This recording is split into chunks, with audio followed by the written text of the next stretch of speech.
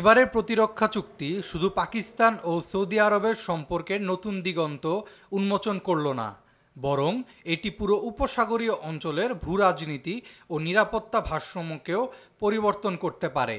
এই চুক্তি এমন এক সময় হয়েছে যখন বিশ্ব রাজনীতি নতুন শক্তির গতিপথের সন্ধান করছে।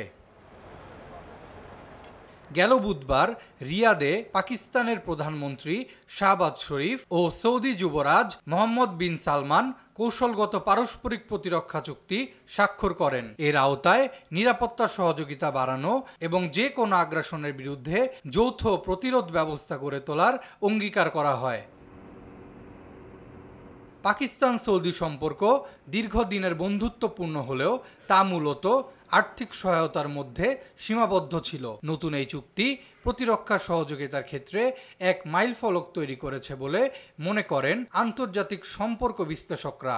স্টিমসন সেন্টারের জ্যেষ্ঠ ফেলো আসফান দিয়াদ মীরের মতে, এই চুক্তি দুই দেশের প্রতিরক্ষা সহযোগিতাকে আরও গভীর করবে।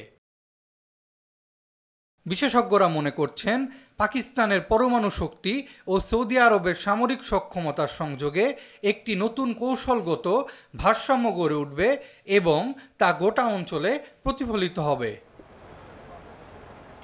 সামরিক সহযোগিতার পাশাপাশি এ চুক্তি প্রশিক্ষণ, গোয়েন্দা তথ্য আদান প্রদান ও আঞ্চলিক স্থিতিশীলতার দিকেও একটি সম্মিলিত উদ্যোগ গড়ে তুলবে বলে মনে করা হচ্ছে।